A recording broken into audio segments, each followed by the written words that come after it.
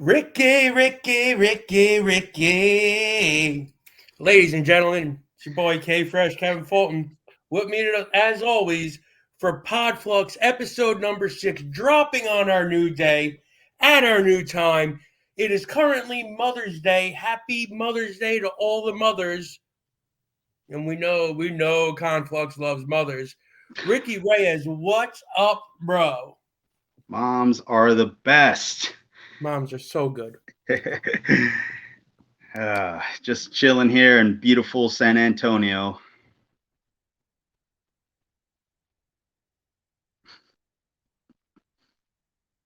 Don't know what happened there.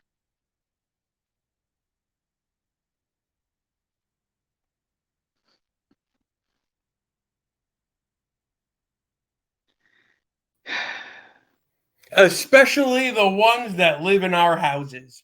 Yeah. Anyway, sorry about that. I went to adjust my volume and I pressed the entirely wrong button Right. and closed my screen. But anyway, we're back, we're rolling, we're keeping it because, as we've said before, we don't have the technical skills to edit around these things. So, Don't have any anyway, skills. yeah, it's been kind of a slow, but not so slow week in wrestling. There's nothing really too newsworthy to talk about. So we've got literally zero format here tonight. And so Yep. we're going to go out there like a couple of old pros and just call it in the ring. See you out there, kids. See So you out here there, we are. kid. What do you want to start with, bud? Let's see. Did anything good happen in AEW this week? Well, no, really, legitimately, nothing really great happens No. in AEW. You get the rare gem every once in a while. There are a couple of AEW things that I would like to talk about, but I would like to start with, again, we got the obligatory Orange Cassidy match, and it looks like they're building to do something with Orange Cassidy and possibly Will Ospreay.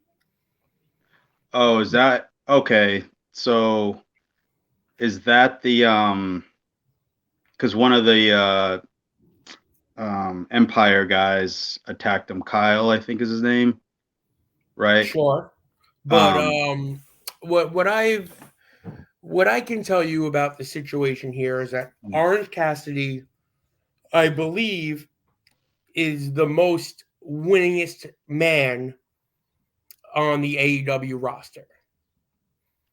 And right. outside of Jade Cargill, I believe has the most defenses of his title Mm. and one of the stronger title reigns in AEW. So like they're trying to make this like the TV belt, right?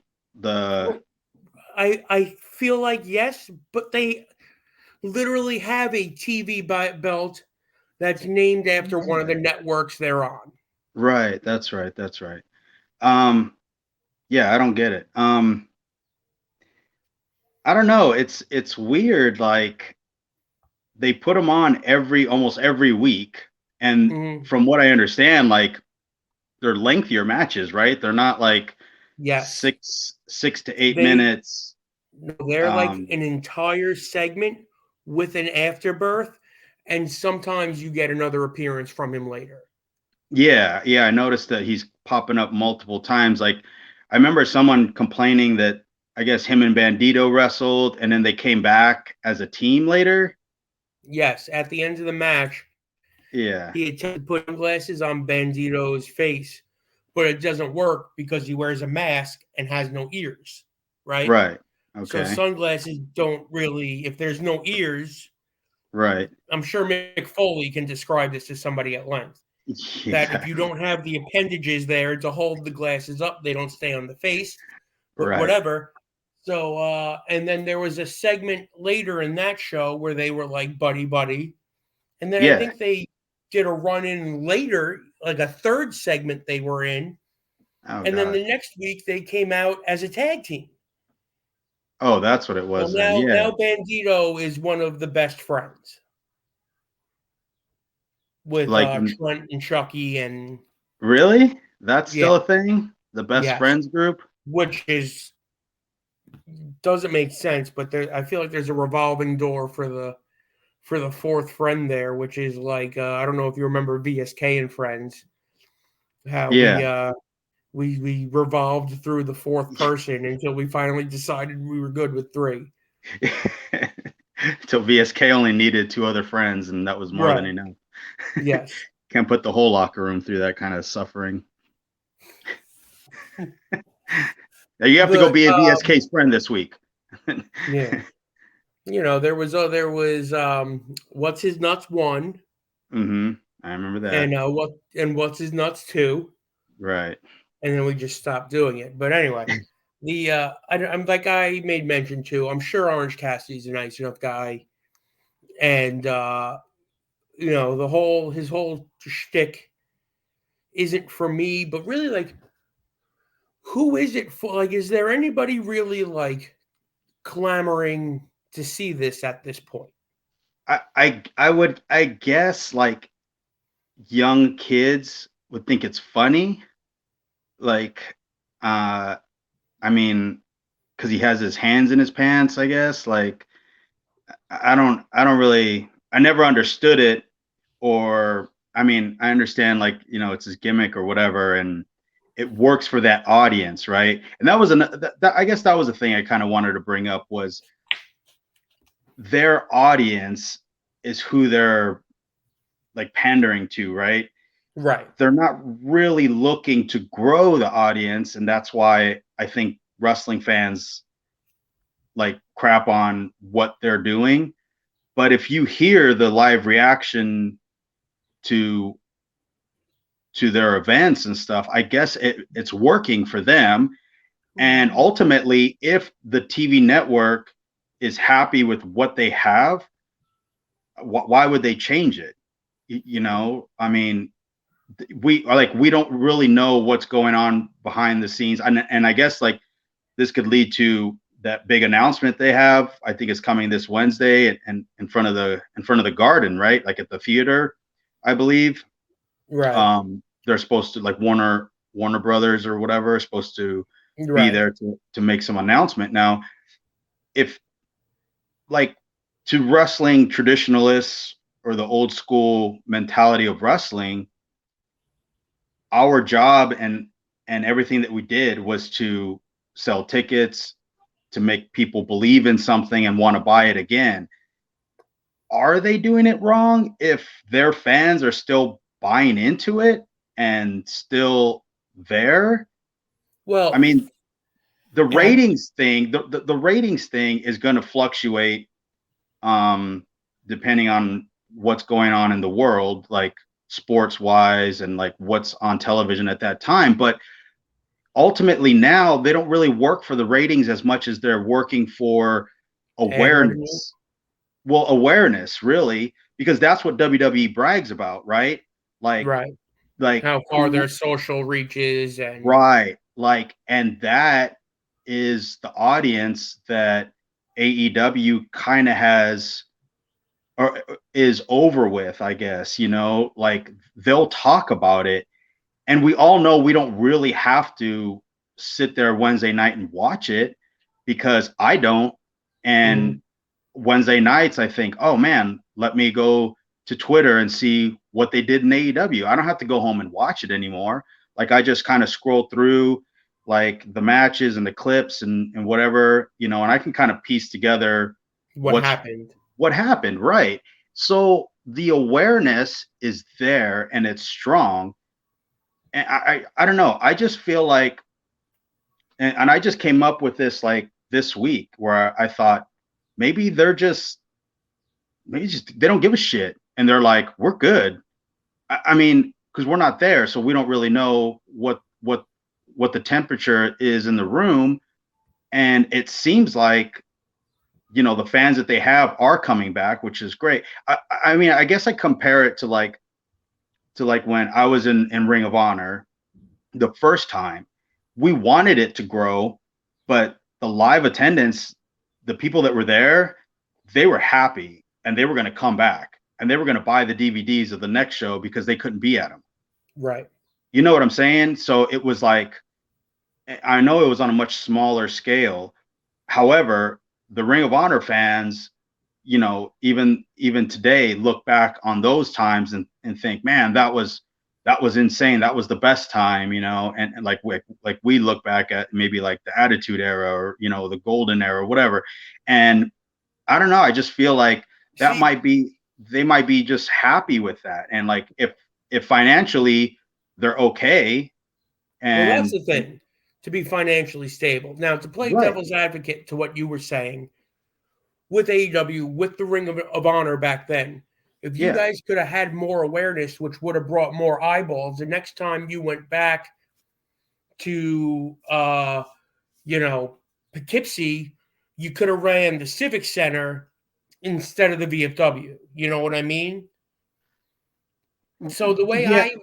go ahead.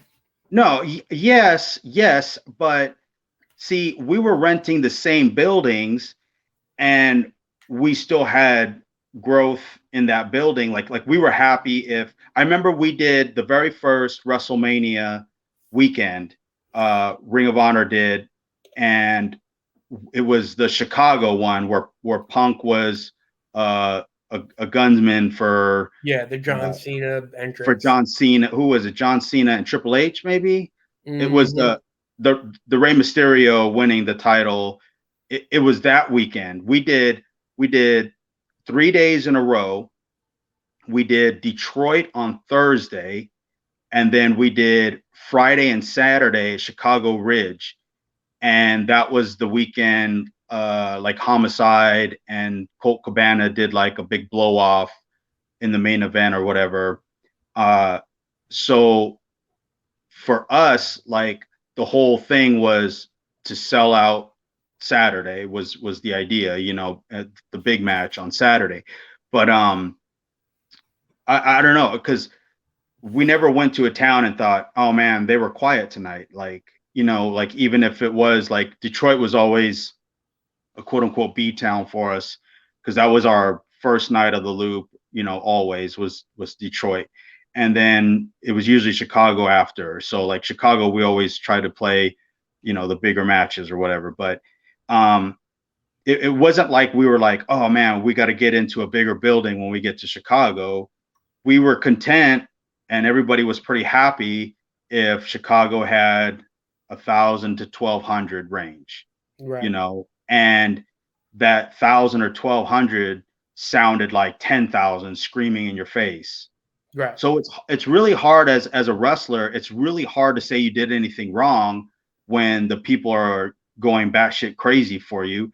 And then now I'm looking at it like, these guys are going out there getting those loud reactions. Maybe the venue's, you know, 3/4 full, but then social media they're trending worldwide that every Wednesday night, you know, and I mean, I don't know what that accounts for financially. How does trending relate to dollars? Right. Like this, again, WWE brags about it. It happens every Wednesday for AEW. And if the guy writing the checks is like, man, this is awesome, aren't we all like, fuck yeah, it is? You know, like, the way maybe it correlates is, you know, WWE, AEW, whatever, can turn around to their network and go, yeah, we've got the most reach on social media. We've got 49 billion people talking about us, and talking about us, they're talking about something that's on your network. Right. That's what I'm saying. Like, does that work for them when it comes to negotiation time? Rights fees, yes. So having that attachment to that brand works for both people, I guess. You know, like, in the real world, TNT, TBS, that looks good to, you know, corporate America, I guess. Right. And then to wrestling fans, you know, it's like, oh, you have to go to that network to watch this brand of wrestling. If you want to see it, watch it on Wednesdays, or they're coming to this, you know, arena in September, you know, so let's go watch it. So I mean, I don't know. It's like just this week I started thinking to myself, like, maybe they're just doing it Content. right. Like for them, maybe they're just doing it right. And I don't know. Like it's just, I guess because we were so stuck on the war, like what we watched, and trying to Right. put each other out of business. Like trying to put the whole Well, WCW Nitro right. war, like We viewed it from two wrestling companies that were trying to do whatever it takes to get every wrestling eyeball out there on them. right, right, So I know from a number of point of view, when NXT and AEW were head to head on Wednesday nights, right? mm, AEW was doing anywhere in the vicinity of like 700 to 800,000, while NXT was doing anywhere from like 600 to a low 700, which told mm, me that there was 1.5 million wrestling fans out there on any given Wednesday night trying to soak in a wrestling product, right? yeah, Once NXT bailed from Wednesday night, that other 600,000 or 700,000, depending, it could be way less or half of the number, depending on who was going back and forth and watching what for what minute to minute or what quarter hour, right? yeah, But there's still an audience there that was on NXT that was not on AEW that never came over to the AEW show once NXT skipped on back to Tuesdays, right? Because AEW didn't pick up all of those fans. no, So to me, there's a percentage of wrestling fans out there that aren't watching AEW on Wednesday night that used to watch wrestling on Wednesday night. And I almost feel like AEW is uninterested in trying to attain them. correct. That's Which, right. as a business motto, is if you're not trying to get every possible eyeball, which will translate to $1 because that's people watching your shows, buying your pay-per-views, buying your merchandise, your action figures, this $400 million video game that's been in the works for 4 years that nobody has seen yet. You want to get every dollar. It's like you always said, this isn't pro let's make friends. This is pro wrestling. This is a business. This is an industry. They should be trying to get every cent out there that they possibly can. Why aren't they doing more to bring in the leftover audience? There's 2.5 million people watching SmackDown on Friday night. There's 1.8 to 2.3 million people watching Raw on Fridays. Why aren't you doing more to bring in more of the people to watch your show that aren't already doing it? Yeah, but that's what I'm saying is it because they're okay with that? That's the only thing. That's the Well, only why would you thing. be okay with that? Because it's it's not a live event business anymore. It's not. Mm-hmm. It's the TV network business. There, when SmackDown went to Fox or whatever, it wasn't the deal, 100 million for the next 10 years, right? Like it was I thought it was like $1 billion yeah, over over 5 years or something like that. okay, so yeah, okay, so that's what it was, right? And So yeah, so and it was like $250 million a year for 5 years, which comes out to whatever. Yeah, we're not yeah, mathology, 200 million a year, right? and that was one network, and then Monday was something similar with USA. And then what So they sold to Peacock for was a similar deal, also. right, so the money's in the network money. I thought of that also because I heard an interview that Rocky did on some guy's podcast, and he was explaining that New Japan, unlike WWE, is a live event business still.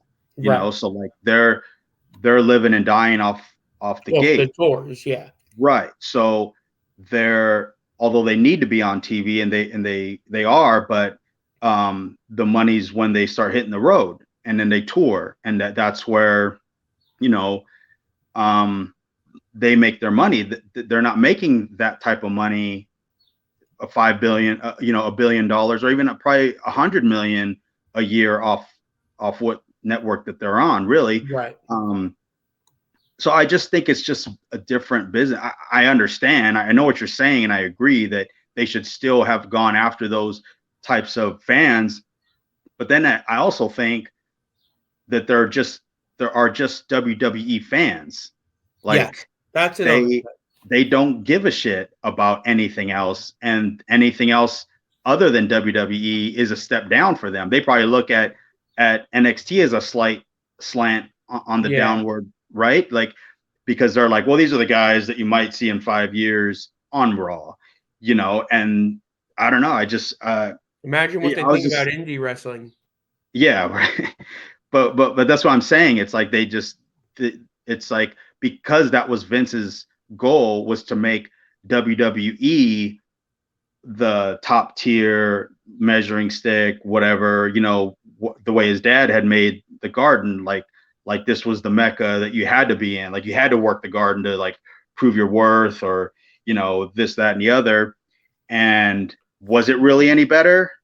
No, but it was in New York City. It was in Madison Square Garden. It was blah, blah, blah. So the sizzle was there, and they had a lot of it. But I don't know. I just think that, like, with, like, AEW, it's like it's a weird time for them, because they seem to be doing well from what we've gathered, or at least they're at the very least content with what they're doing. Right. Because they're not changing shit.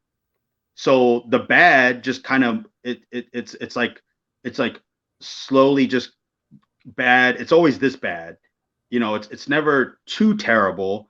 Right. And it's like, and then, like you said, you'll get, so for us, like wrestlers, we'll get that, or even just a smarter fan, that these dream matches are dream matches. And that audience knows that, and they'll do a cold match and call it a dream match. And for that match, in that 10-minute time, the fans are losing their minds. Right. So how is it wrong?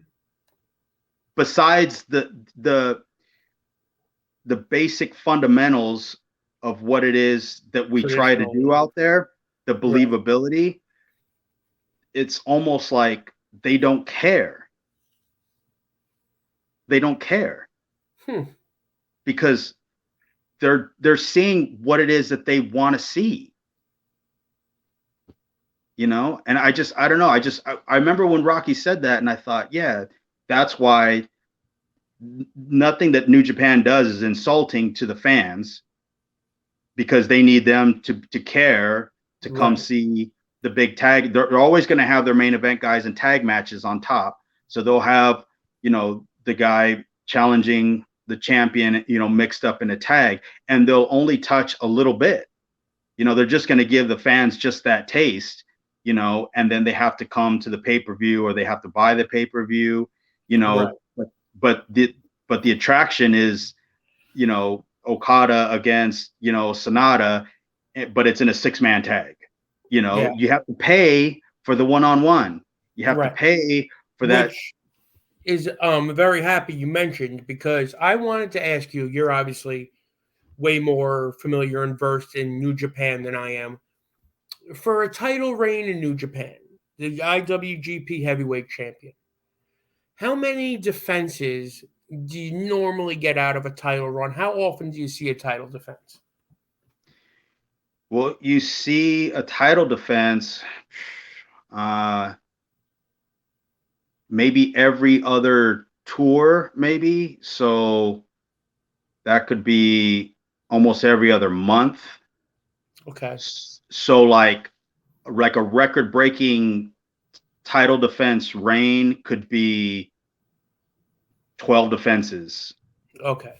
So that's almost 2 years, 3 years, 2 years ish, because you're not going to get, because see, like this coming up, they have Dominion, and that's the finals of the Super Juniors. Super Juniors, excuse me. So that's next month, early June, and that's where Sonata will wrestle that young lion who made his return and attacked him at the end of the last tour or whatever it was, and so he's skipping a whole like 6 weeks before the next defense. Right. So this will be his V1 defense. This will be like, if Sonata's legit, like as the fans look at it, like, okay, he's the champion, like by holding the belt, but like this will solidify, his reign, like they don't really look at it like he's really the champion just yet. Like he beat Okada, so he was good. He was better than Okada for that 3 seconds. Like how he does with this, especially a young lion, that is an all uphill battle, because it's not like Sonata has Naito challenging him and then he beats Naito and it's like, okay, he's a made man. Like Sonata's got it. They're doing Sonata dirty where they're like, oh yeah, you're the champ. He's like, gonna have to work into the status. Right. You're gonna have to earn this reign. They're not giving him Tanahashi and Naito and tippy top guys, to like, like other places would immediately give you a name, and then usually like it's Kane or something. It's like, oh, your first defense, like Benoit's first defense was Kane. It's like, all right, you beat Kane.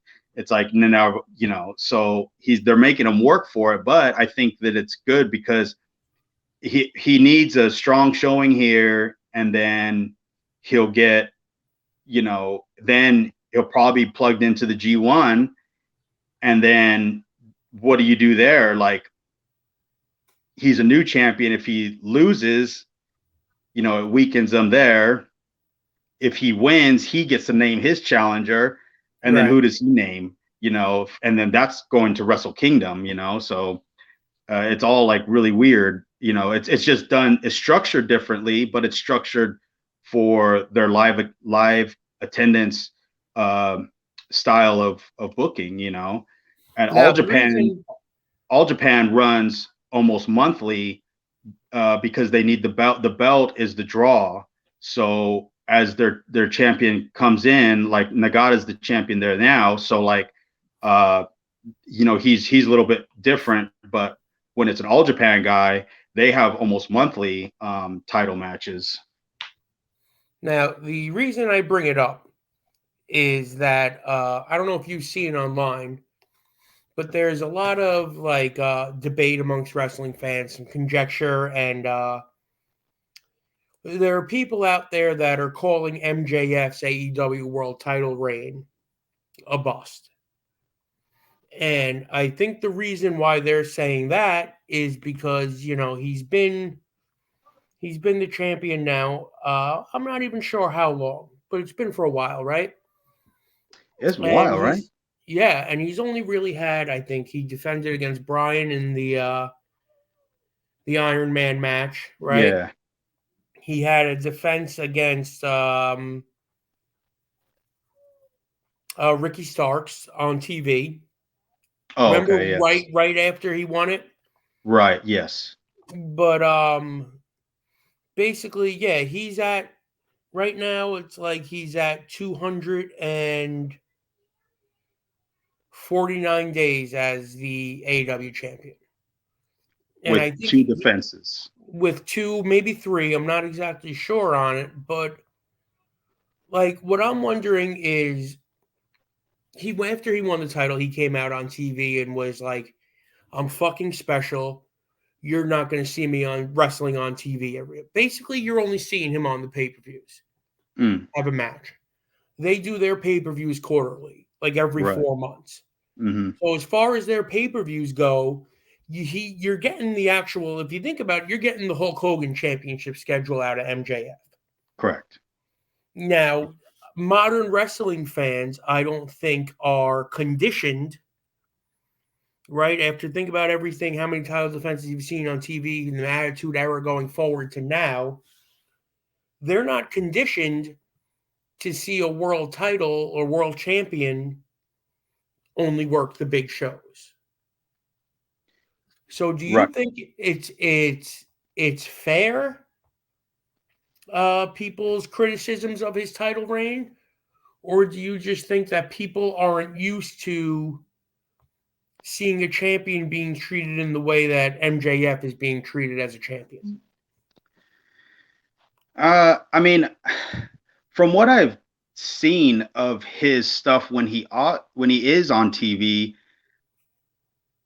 I'm not sure like who's in charge of his stuff exactly.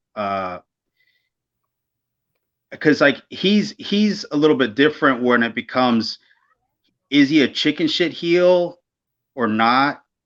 Right. I didn't like the fact that they threw him and Brian in the Iron Man match Immediately. Yeah, like that.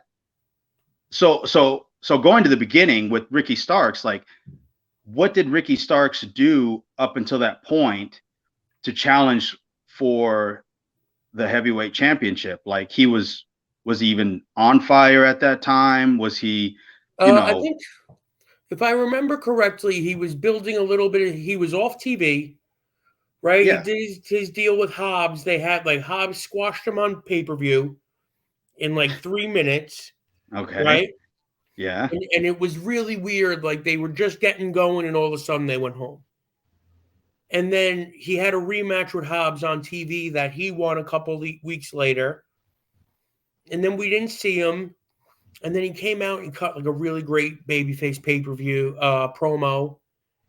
And then I think he won some battle royal or some type of, one of Tony's gimmicky things to get himself a shot for the world title. So not much build to build up, a guy that just in the past few months just popped up. Right. It wasn't like, so I feel like they're kind of doing similar thing with MJF, where they're kind of doing him dirty, where they're making him try to make another young guy along with him at the same time, instead of making all the focus on MJF. Like you could have did a good slower build with him and Brian, where you didn't have to just plug that Iron Man match in. Like if Brian wanted a long match with them, or MJF wanted a long match with Brian, you could have did it where they almost went to the time limit on an unadvertised Iron Man match. I feel like the fans would have appreciated that way more than an announced Iron Man match. Right. Like they could have just, they did a lot of falls, and I get why guys feel the need to do a lot of falls, but when you do a lot of falls, it just means you can get beat a whole lot more times. And as a world champion, I would have shot that down and said, I don't want to get beat 3 times so I could beat you 4. Like it doesn't, unless they're like DQs, countouts. Did you see it? No. Okay, the falls were creative. Brian took I think he took one good clean fall on MJF. I think he tapped out. MJF tapped out as soon as Brian put him in the deal. Right. But then MJF got up immediately in front of the referee, and I think he nutshotted Brian. Mm-hmm. And the ref called a DQ on that fall, but then he covered him right away to get the fall back. Right. And then he picked him up and hit his deal or something on him to get the next fall. Yeah. No, it was he sacrificed a fall to pick up 2. Right. I understand that, but as a first-time world champion there, you don't want the fans to see that you're losing so much. I just think whether I understand that how he lost was different or whatever, or he did it in a shithead way, which is great. Yeah. But they could have got a better. MJF would have came out way better if he beat Bryan in a straight up world title match at like 47 minutes, right? No falls to either guy, right? Mm-hmm. And some sort of, doesn't even have to be a shit finish, could just be like he out wrestled Bryan for that 1 second, right? Right. And then Bryan could have that I'm second guessing myself moment, like, you know, like, do I belong here anymore? Blah blah blah. You know, the injuries, blah blah. You know, you could do so much there with Bryan. You know, and it just gives more to me. I would have did it that way, and then give MJF more cock to his walk. Like, that he's the guy that beat the best wrestler in the world of our generation. You know, like. You know, let him strut his stuff and brag about it and act as if Bryan doesn't even deserve to be in the ring anymore, you know, and then Bryan keep chasing. Then finally, maybe they do a tag, whatever. Bryan pins him or catches him, taps out, whatever, or taps out that way where he taps out where he doesn't want to suffer damage. So he rolls out of the ring, grabs the belt, like, I'm still the champ, like, you know, whatever. Then do the Iron Man match, you know, so you have MJF Bryan 2, you know, back-to-back pay-per-views, you know, with a bigger story, a more arrogant MJF, where you almost make it where Bryan has to win this, and then he still doesn't, and now MJF's even stronger. Like, I mean, I feel like they're rushing, they're trying to rush through a couple wins for MJF to make it look like, oh, if you keep defending the belt, if you win, if you beat Starks, you're good. If you beat another guy, you're good. This is helping you, as opposed to the less is more theory of like he's trying to push out there. Like, he should have his back against the wall when they make the tag match where Bryan finally submits him. But does he submit him? Because he just gives up right away and scurries out of the ring. Right. You know, and then they could have got more mileage out of it. Sure, are you kidding me? Done it properly. Well, if they would have you give them at least 30 minutes the first match, and just a straight up no blood, just wrestling match. All the credibility goes to MJF, and it doesn't hurt Bryan because Bryan's the baby face. Right.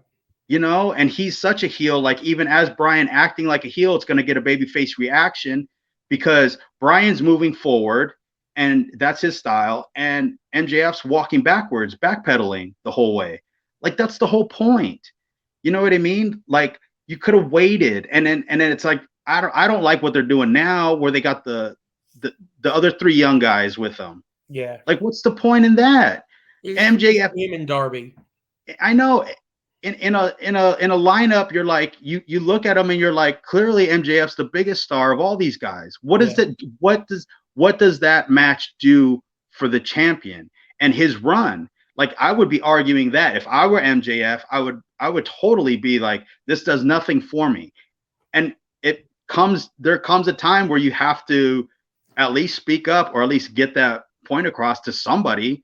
You know, I'm the world champion. Like, if he doesn't believe it and think it and thinks he needs to be treated better than everybody else, then what are we all trying to beat to win that thing for? You know, I'm sure trying to be the world champion.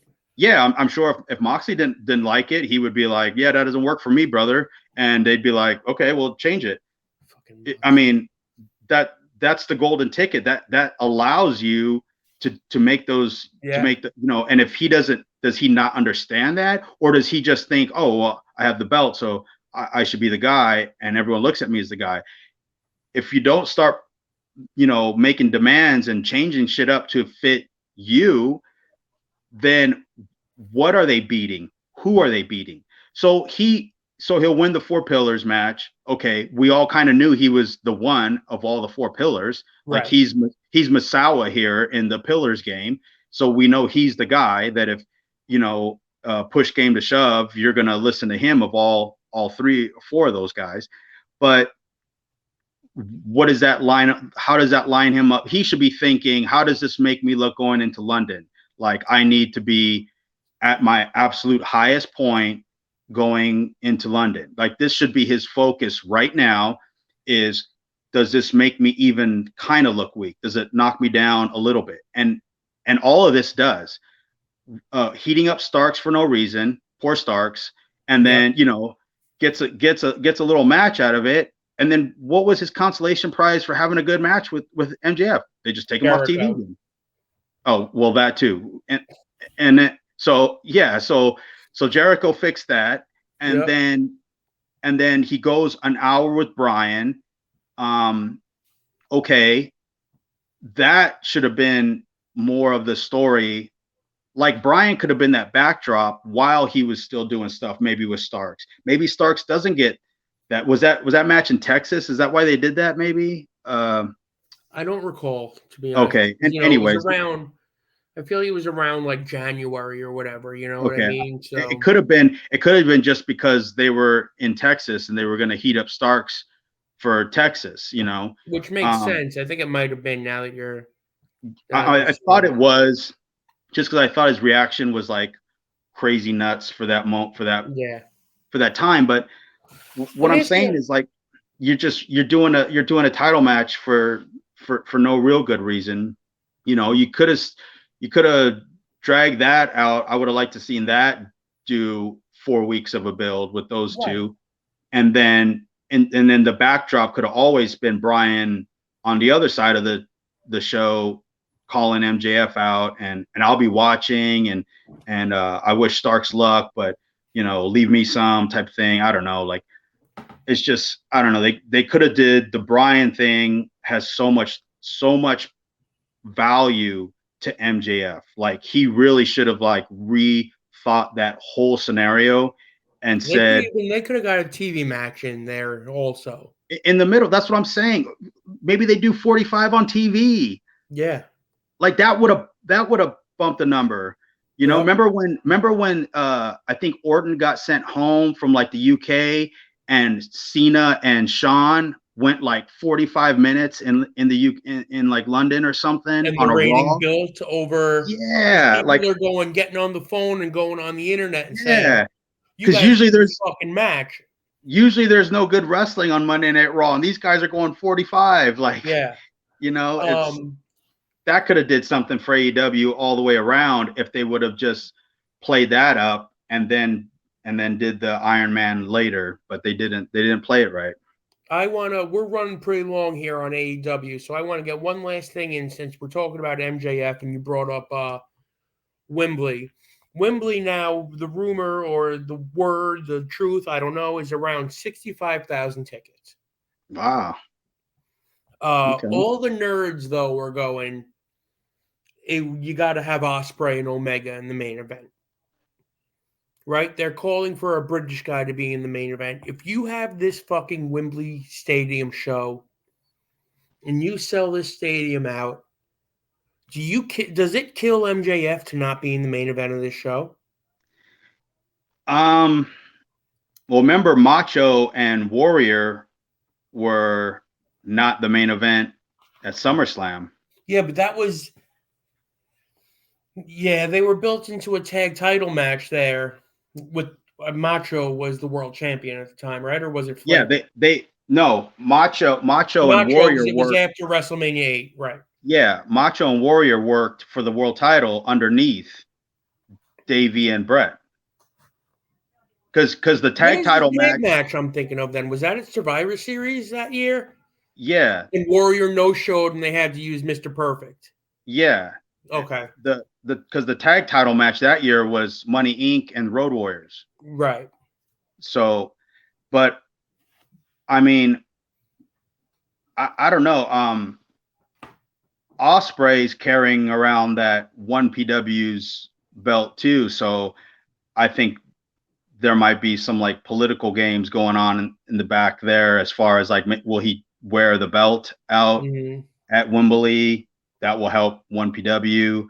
I mean, I think you have to have Ospreay there. I don't necessarily think he need. I mean, why not? Like, he can't hurt the show. But see, you almost might want to, just because they're not doing anything with Pac, you know, and Pac's on the poster or the advertisement that I saw. So they'll heat him up a couple weeks before and he might get one of the loudest reactions there. I can't wait to see who Uncle Dave claims draws his house. Oh, Jesus Christ. You already know what I don't know.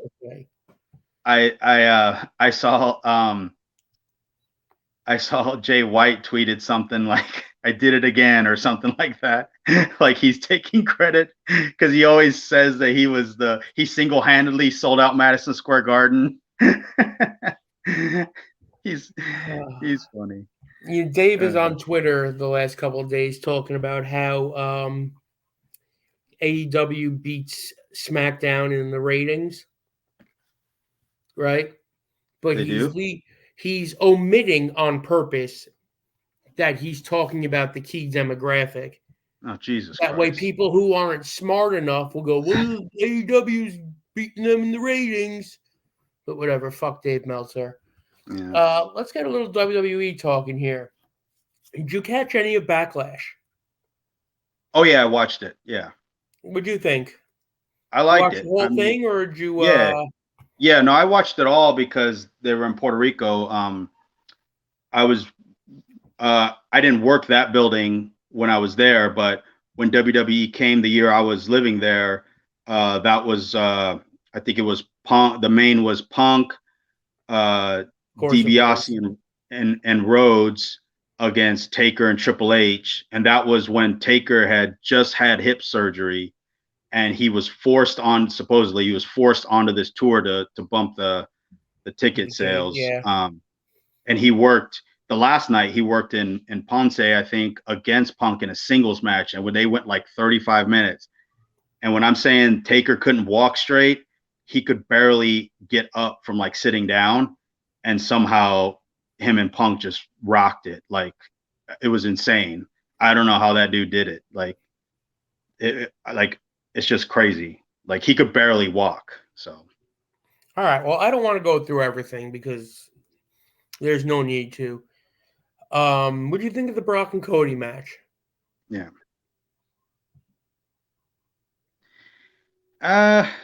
It's just the Brock thing is kind of wearing on me a little bit. When he's with a bigger guy, he does more selling, which is awesome. Like with Omos, I thought was really good. But then when he's in there with a smaller guy, especially a worker, like he just kind of chugs him around and does his mean face look. And I mean, I don't know. It was what it was. I don't think Cody's, it doesn't do anything special for me. And I'm kind of over the whole Brock. Blessed to be anytime he's like worked, like a big show or whatever. He's been very fortunate to be in a great atmosphere. Yeah. You know what I mean? Like that Backlash in Puerto Rico, great atmosphere. WrestleMania, great atmosphere. Yeah. Hell in the Cell when his titty was all purple, like, he's all very fortunate because no matter what he does in an atmosphere like that, he's going to get a tremendous reaction. I don't know if it was an accident or not, but if it was, the blood in that match, that Hardway was a goddamn blessing in disguise.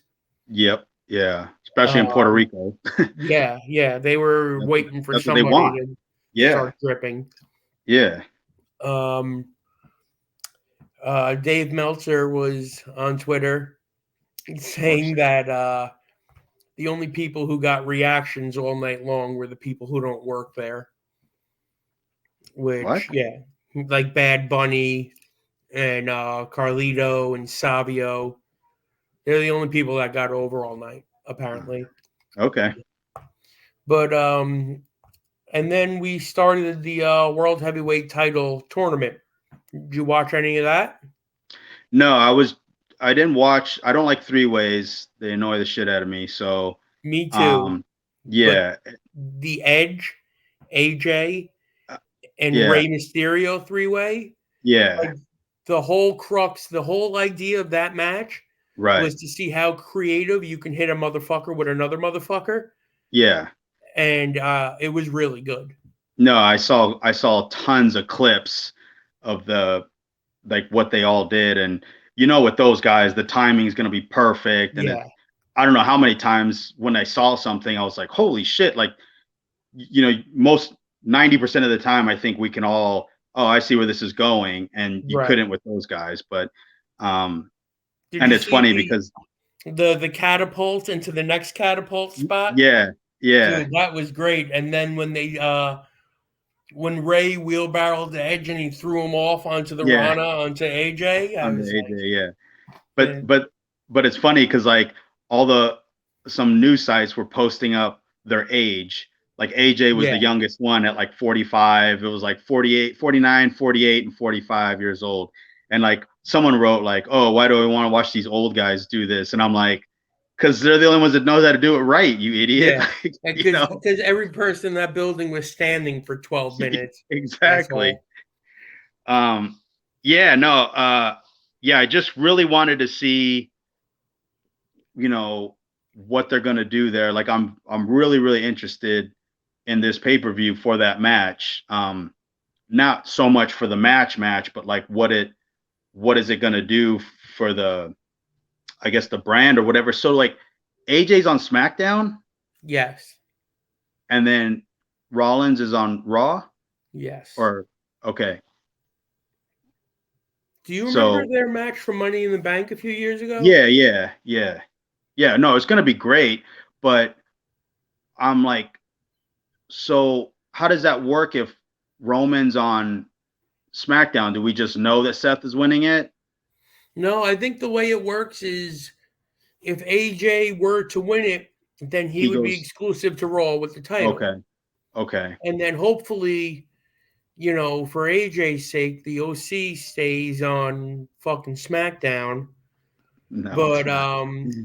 I wanted to ask you in the Lashley theory and who else was in that three-way? Whatever, it doesn't matter. Right. Lashley pinned Austin Theory. So Okay. he pinned the US champion. Hmm. People online were like, "Oh, that's stupid. Why would you pin Austin Theory?" Me, I go the other way on all these fucking things. I go the other way on it because I look at it as, hey, it's a triple threat. Yeah. His title wasn't on the line. Lashley and Austin Theory have been having this kind of little fucking feud lately. Yeah. Yeah. And it looks to me like a way that Lashley can get a win on Theory, button up this feud. Everybody can move on, and it's no harm, no foul at Austin Theory. Yeah. They also don't understand when you're a heel, everything works in your favor. You could make everything work in your favor. Right. So Austin Theory could, well, you lost to Bobby Lashley, and then he could just look at the belt like, really? Because I'm still the US champion. Right. Right. You know what I mean? So that's just heat.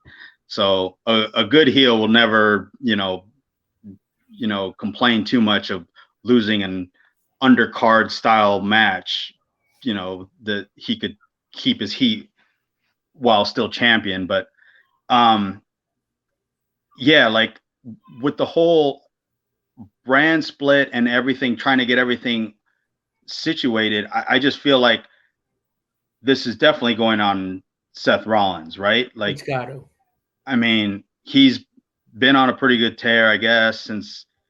And then the only problem with that is like, I mean, well, I guess AJ could fire up something on the other side, on the other show later. It's like, what is this, what is this going to do for him and the OC next? Because they just came back, and then I thought they attacked somebody or something on that SmackDown. So they're setting them up for something.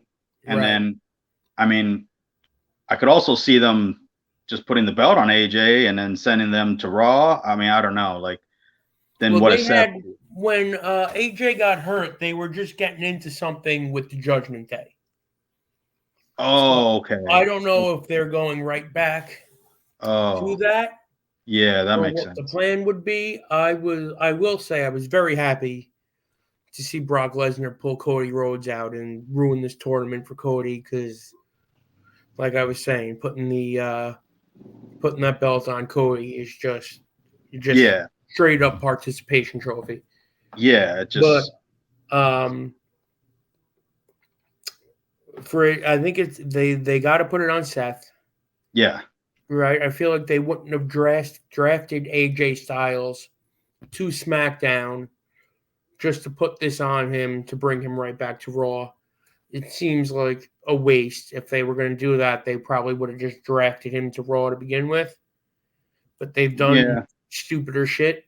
Yeah. That's true. I'm almost more interested in seeing the outcome of Roman and Solo versus Kevin Owens and Sami Zayn. Yeah, I feel that has to be a huge angle there. That could be where your theory of Solo being his own man could happen there. Yeah. Because after you said that, I started watching like little clips and stuff and like noticing him. Like I'm trying to like point him out more while he's sitting there. And I'm thinking like, man, maybe this is going to be does he turn on Roman there? He's got a fuck you on his face for everybody. Yeah, so that's a very interesting match. Like, did you see the promo leading up to it? I saw where he pie faced Jimmy. Yeah, that one. Yeah, I loved Heyman when Roman told Heyman to like tell the Usos or something, and he kept trying to grab the microphone. Heyman's hilarious, dude. The whole thing is so good. It's really the whole great. Thing is so really good. They threw ice cubes on it I feel like by letting Sammy and Kevin win. Yeah. And then interweaving Matt Riddle back into this, but you can do without. They can get it hot again. If Solo's spinning out on all of them and taking Paul with him is the way to get it hot again, and maybe seeing him get a babyface Roman Reigns. I don't know, but they got to do something. Yeah, they got to do something. That match has. Unless. Obviously, Solo takes the fall. Yeah. In the match, just how, is the big thing, or do they do some sort of? Did Jimmy and Jay fuck them? Is this all going to come down to Solo and Roman versus the Usos? Yeah, I don't know. And then they don't have to really worry about heating somebody up. Yeah. To face Roman for a little while, because now we can, the mega powers will explode here, and we can get through SummerSlam on the back of Solo and Roman versus the Usos. Yeah, could be setting that up too. Yeah, this will be good. That'll be the most interesting match on how that's going to shake down. Who knows, man? Triple H has been really good on these big events, like really kicking it in. Like, yeah. You used to watch, the pay-per-views lately and just be like, it's like a Monday Night Raw. Like I just sat down to watch Raw. That was awful, But now they're doing all the right things, because I think like so I was talking to my buddy the other day about they used to in your hometown beat you. Yeah. Like I don't know why they were doing that. 100% of the time. Yeah, like why were they doing? And then now with Triple H in charge, he's doing the opposite, which is what you're supposed to do to pop the town, right? And then we go back and it's a bigger gate, like so he's doing everything right. And it's definitely generating interest, because this type of stuff with the Usos bloodline thing, there's, like you said, there's so many different ways to go with it. Like we just have to sit back and watch, so it's really good. I'm always hit or miss on that Saudi Arabia crowd. Like, that's because they're in that building at gunpoint. Yeah, that's what I mean. It's like we're going to come off Puerto Rico to go to that, I don't know. It's like a weird place to pop something big off at. Yes. You're crowning a new world champion, and this bloodline thing, who knows which way it's going, but it's interesting. And you're going to do it there? I don't know. It's just like, dude, Like you could have waited for the Garden or something, you know, like I don't know. It's a weird spot to do it at. I hate when they do those. Like I didn't mind it when they would do the first couple. They were just And it kind of was like, all bullshit. yeah, it It was was like, like, oh, here's your giant battle royal championship. yeah, it's like, Yeah, oh, like here, none of it mattered, but now it's all got implications. yeah, now it's all meaningful stuff, like to advance stories and stuff. Like so, Yeah. it's tough because it's like you're almost wasting an explosive angle or something huge could happen, and you're gonna do it there, you know, and Well, it's maybe that's the state of WWE is just anything really good can happen at any given time right now, and it just so happens that they're heading into Saudi Arabia. So this might be a good bad thing.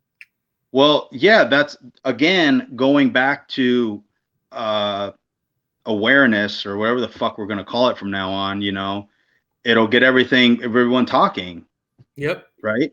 So they're all the other side of the world doing this, and everyone's gonna be for that whole day. Everyone's names will pop up individually on what they're doing, and WWE Super Show, whatever it is, will be the most talked about thing. 40 billion people again. Yep. What that means, I don't know. Like good, I guess. I hope. Like I know it's good. I get it because it's fucking awareness of wrestling. I get it, but you know, they already sold the company for 3.3 billion over value. So Right. I don't know. I don't know. Anyway, one thing we forgot to talk I wanted to talk about last week, but we'll talk about it next week because we're already an hour in. Just remind me Mhm. that All Out will be the week after All In. That So has 1 been week confirmed. after London. Yes, Okay. they're going to be running the next pay-per-view. So we're gonna do back to back mega events because Yes. All Out is a big deal, right? Well, All Out, like the first one was All In, but since Yeah. they kind of did the All In under the Ring of Honor banner, they couldn't use All In anymore once they turned into AEW. Oh. So that's why they made All Out. Okay. But now that they own Ring of Honor, they can have All In back. So I don't know if Okay. All Out is important anymore because All In is a thing again.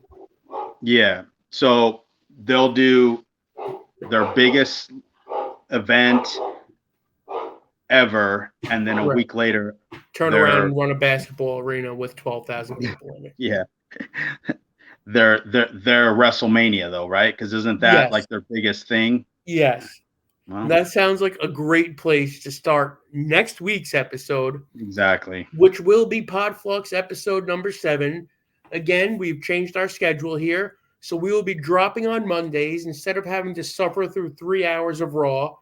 You can listen to Podfluxxx in the background, hopefully for like an hour to an hour and a half of it, without commercials, without a Scottish guy being the commentary version of NyQuil.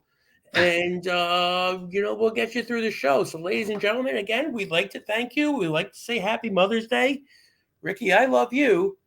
And Love we'll you. catch you next week. Later, Mother Pluxers. I fucked that up. Yeah. Whatever. All right. All right. Well done. Let me run the little banner here. Banner, where are you? Brand. And I'm fucking everything up. We're not out of here yet. Here it goes. Podfluxxx.